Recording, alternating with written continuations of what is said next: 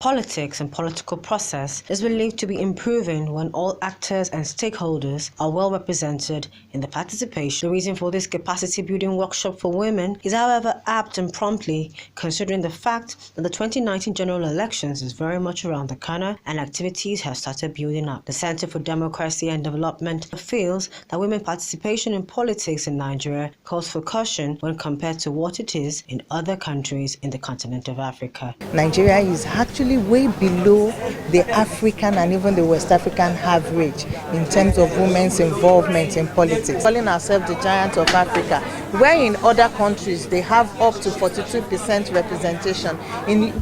That is in Senegal. In Rwanda, they have over 62% representation of women in legislature. But here in Nigeria, the total average is around 6%. It calls for caution for us. Even our National Assembly, we have only 8 people.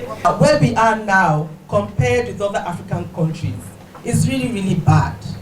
Nigeria, that's supposed to be the giant of Africa, Nigeria that has some of the most educated and accomplished women on the continent.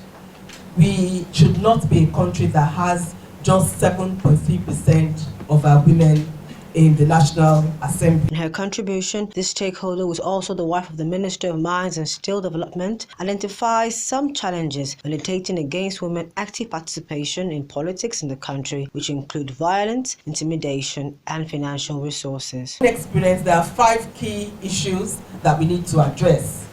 The first is the issue of our patriarchal norms and values. The second issue is our inaccessible political machinery. Our third problem is, of course, financial resources, which I don't need to belabor. That's a familiar one. Our fourth problem is violence and intimidation. The fifth problem we have is the lack of support mechanism. Speaking further, they identified some solutions to the lacunas. For us to make any progress in this arena, getting women into politics or leadership, we need to address the issue of legal and policy frameworks that can promote gender balance in political and public life. We will not make much progress if we cannot get what is known as temporary special measures, such as affirmative action and quotas. There is a Gender and Equal Opportunities Bill that is making its way through the National Assembly.